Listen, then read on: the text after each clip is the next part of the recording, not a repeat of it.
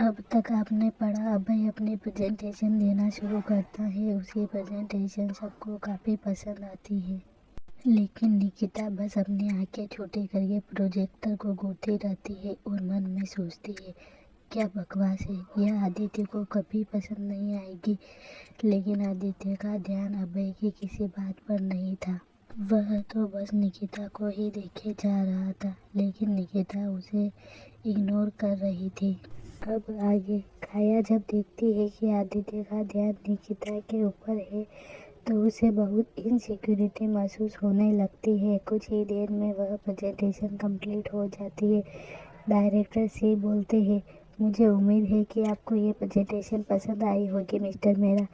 अब आप बताइए कि आप हमारी कंपनी के साथ यह डील करना चाहते हैं। आदित्य, मुझे ये प्रेजेंटेशन बिल्कुल बकवास लगी और मुझे यह प्रोजेक्ट बिल्कुल पसंद नहीं आया, लेकिन आपकी कंपनी वर्ल्ड की टॉप फैशन कंपनीज में आती है, इसलिए मैं आप सबको एक मौका और देना चाहता हूँ।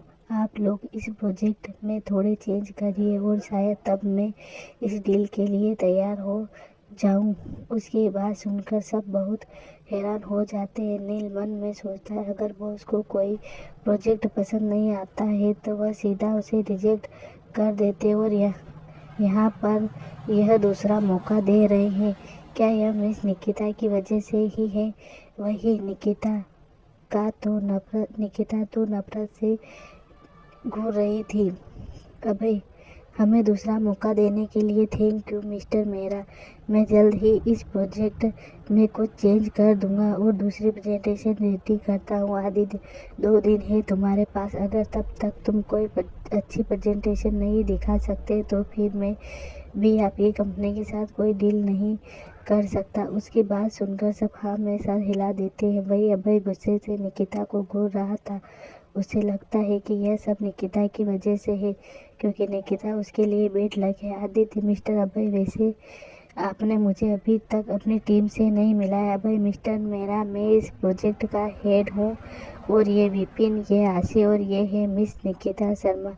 आदित्य अपने मन में, मिस शर्मा यानी कि निकिता ने मुझसे डाइवोर्स लेने के बाद अभी तक किसी से भी शादी नहीं करी। ना जाने क्यों, पर उसे ये सुनकर कुछ राहत मिलती है। आदित्य वहाँ से चला जाता है और उसके पीछे नील और काया भी चले जाते हैं। डायरेक्टर सी भी वहाँ से अपने केबिन में चले जाते हैं। रोहन, अभय, मुझे तुमसे ऐसी उम्मीद नहीं थी। तुमने क्या बकवास प्रेजेंटेशन बनाई है। मुझे यह डील किसी भी हाल में चाहिए, क्योंकि यह हमारे लिए बहुत ज़्यादा ज़रूरी है। अभय सर, इसमें सारी गलती मिस निकिता की है। आपने देखा नहीं कि यह मिस्टर आदित्य को कैसे सेड्यूस कर रही थी। पूरी मीटिंग के दौरान उनका ध्यान सिर्फ और सिर्फ मिस निकिता पर ही था।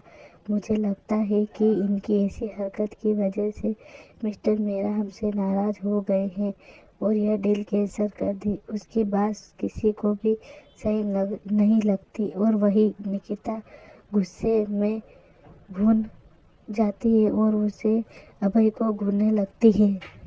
वह अपने दांत पीसते हुए बोलती है, आप गलती किसी और के सर पर नहीं डाल सकते।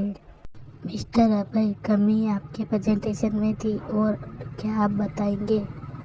मैंने ऐसी कौन सी हरकत करी जिसकी वजह से मिस्टर आदित्य मेहरा मुझसे सेड्यूस हो गए?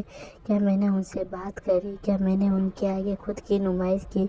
वह मुझे घूर रहे थे, ये उनकी प्रॉब्लम है, मेरी नहीं। अगर आप अच्छा काम नहीं कर सकते तो आप उसके लिए किसी और को ब्लेम भी नहीं कर सकते। उसकी बात सुनकर अभय को भी बहुत गुस्सा आ जाता है। वह बोलता है, अगर मैं अच्छी प्रेजेंटेशन नहीं बना सकता तो क्या आप बना सकती हैं मिस निकिता? आपको पता होना चाहिए कि मेरी बनाई प्रेजेंटेशन की वजह से इस कंपनी को बहुत फ़ायदा हुआ है। रोहन, आप दोनों शांत हो जाइए। और मिस्टर अभय, आपको कोई हक नहीं है मिस निकिता से ऐसे बात करने का। कमी आपके प्रेजेंटेशन में ही है और अब मैं आपके सहारे नहीं रह सकता, इसलिए कल आप सब अपनी अपनी प्रेजेंटेशन बनाकर लाएंगे और जिसकी प्रेजेंटेशन मुझे सबसे अच्छी लगेगी वही इस प्रोजेक्ट का हेड बनेगा। इतना बोलकर वह मीटिंग रूम से बाहर निकल जाता है। अभय भी गुस्से से निकिता को घूरते हुए वहाँ से चला जाता है। उसके जाते ही विपिन निकिता से पूछता है, मिस ब्यूटीफुल, क्या आप आदित्य मेहरा को पहले से जानती है? उसके मुंह से खुद के लिए मिस ब्यूटीफुल सुनकर निकिता उसे घूरने लगती है और बोलती है, नहीं, मैं मिस्टर मेहरा से कभी नहीं मिली। मैंने बस उनके बारे में आर्टिकल्स और न्यूज़ में देखा है विपिन। चलिए, कोई नहीं, अब हमें भी अपनी स्किल दिखाने का मौका मिलेगा। वह सब भी अपने अपने केबिन में चले जाते हैं और प्रेजेंटेशन रेडी करने लगते। आदित्य अपनी कार में बैठा हुआ निकिता के बारे में ही सोच रहा था। वह मन में सोचता है, अगर निकिता ने मुझसे डाइवोर्स इसलिए लिया क्योंकि वह किसी और से प्यार करती तो अब तक शादी क्यों नहीं की।